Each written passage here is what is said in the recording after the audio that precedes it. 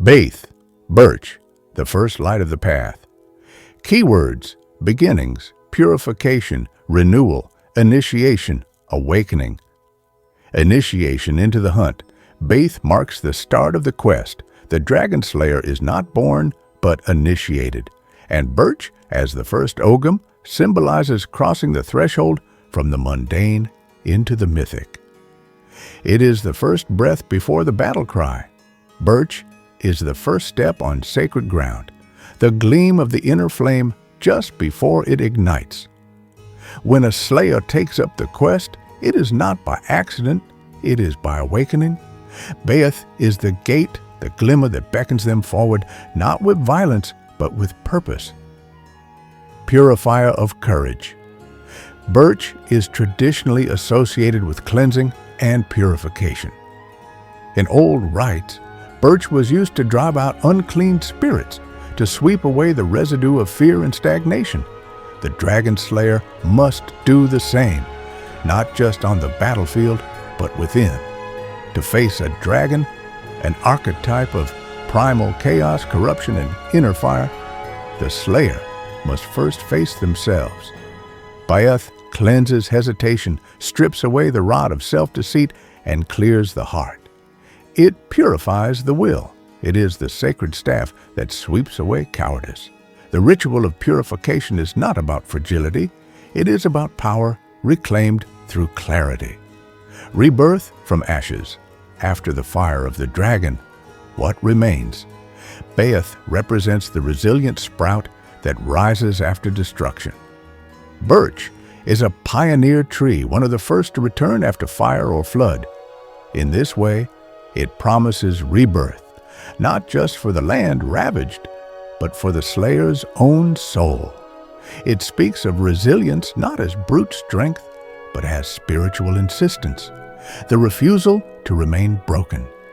Beith tells the dragon slayer that nothing ends at ruin. It begins. Rebirth is the nature of the path.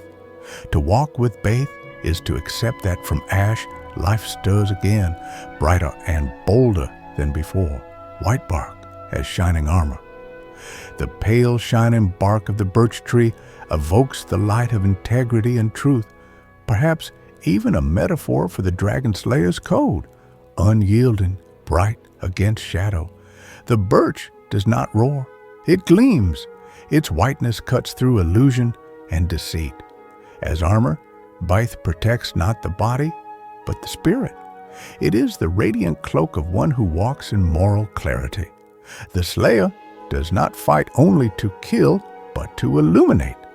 Where the dragon dwells in smoke and concealment, Beith brings light. To wield Beith is to carry clarity into darkness, to hold fast to the vow made at the threshold, I will not falter, I will not lie. Initiation into the flame Beith is the first breath before the fire. It marks the moment a slayer steps from the world of men into the myth beyond. The choice to become a dragon slayer is not made lightly. It is a kind of death and resurrection, an identity stripped and reforged. As the birch is the first tree to grow after devastation, so too is the dragon slayer reborn the moment they choose the path. Beith is that moment.